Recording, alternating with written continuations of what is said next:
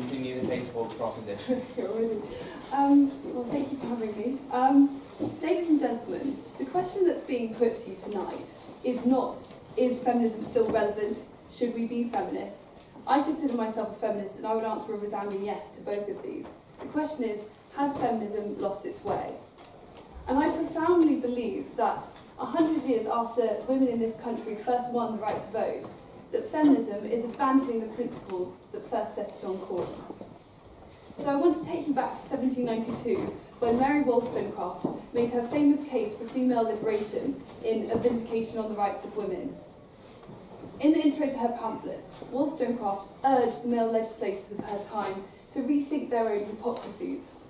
Consider, she wrote, whether when men contend for their freedom and be allowed to be judged for themselves, respecting their own happiness, is it not inconsistent and unjust to subjugate women, even though you firmly believe that you are acting in the manner best calculated to secure their happiness?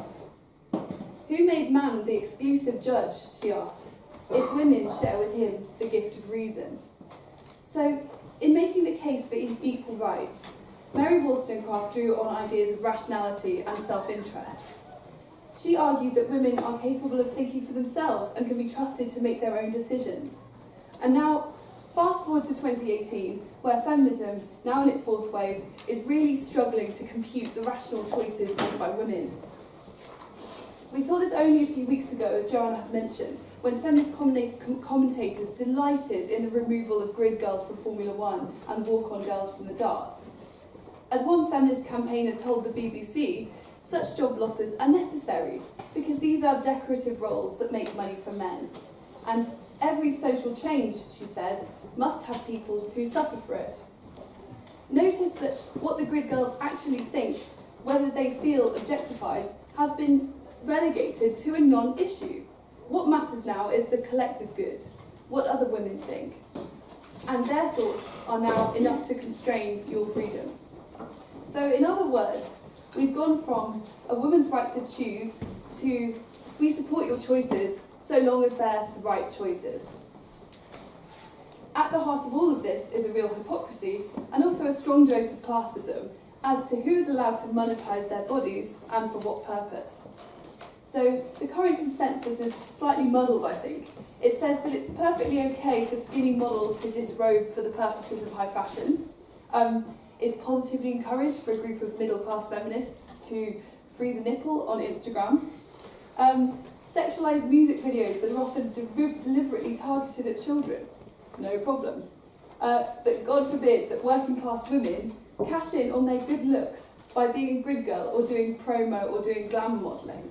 And we also see feminists pitting women against women, rejecting other women who consider themselves feminist based on minor disagreement.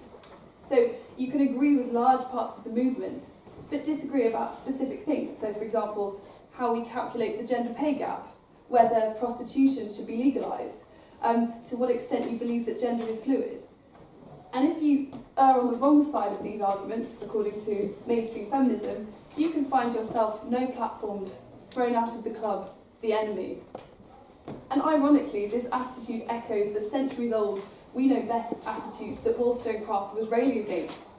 We've just replaced old-school paternalism with a new brand of maternalism for the 21st century.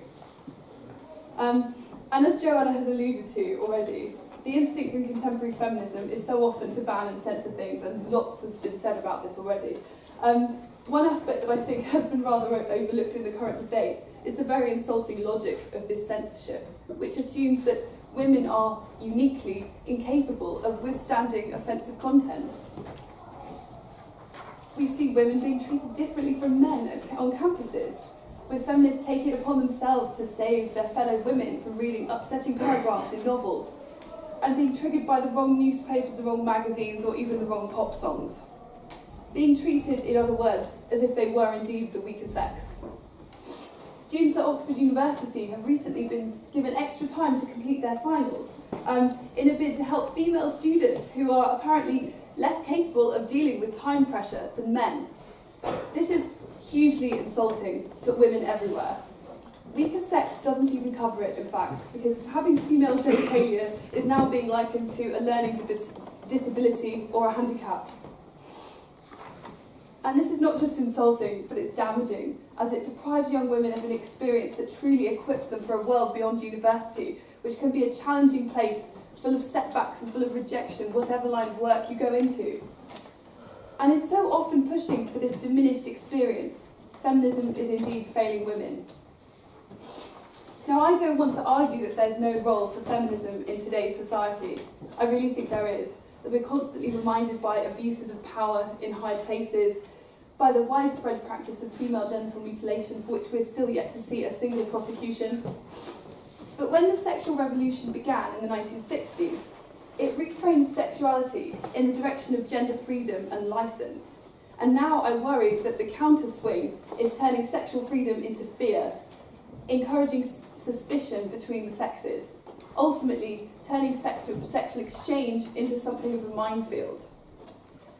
Just look at the Me Too movement, which I think started out as something truly feminist.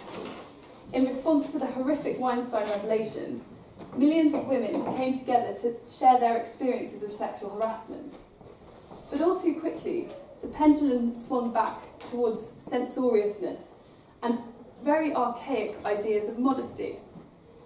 Claire Foy, who plays Queen Elizabeth on The Crown, was forced to issue a statement saying that she had not been personally offended after angry Twitter users pointed out that one of her co-stars, Adam Sandler, had touched her knee during their appearance on The Graham Norton Show. The actor David Schwimmer was widely applauded for offering a female film critic a chaperone while interviewing him in his hotel room, like something from a Jane Austen novel.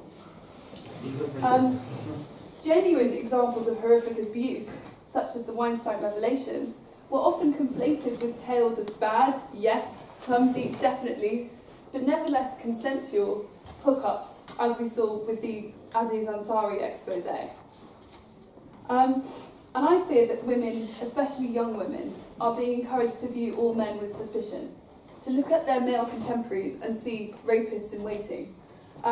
This is very much the implication of the recent drive to force all male students to attend compulsory consent workshops. So, a new generation is being encouraged to redraw the lines of acceptability in a way that I think goes too far. And I think that we should be very, very concerned about where this will take us. But I think the most tangible proof of all that feminism has lost its way is the fact that the movement has lost popular appeal. According to a survey by the Fawcett Society last year, just 9% of women consider themselves feminists. And the number is slightly higher for women aged between 18 and 24, it goes up to 20%. That's still very low. And I think that this is damning in itself, because feminism is a political movement. When people stop voting for political parties, we have conversations about that. We rightly view that as a marker of failure.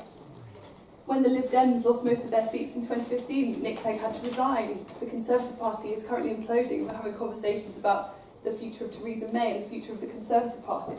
I think the fact that feminism is losing this all-important PR battle speaks volumes, and it should really be prompting soul-searching and serious reflection on what's gone wrong. But instead, the opposite is happening. Rather than listening to these voices, discontent is frequently blamed on internalised misogyny or social conditioning. And again, female powers of reason and discernment are being undermined. You might say that perhaps these people are fundamentally misunderstanding what feminism is about. If you believe in equality between the sexes, then you are automatically, by definition, a feminist. Well, I'm not altogether convinced by this argument because, as I said, feminism is a political movement, and like other political movements, I think it should be judged by its actions rather than its intentions, by its deeds, not its words, as the suffragettes might have said. I don't believe that 90% of women are self-hating misogynists, nor have they missed the briefing on what feminism is. I think that the label has become so unpalatable that they no longer wish to be associated with it.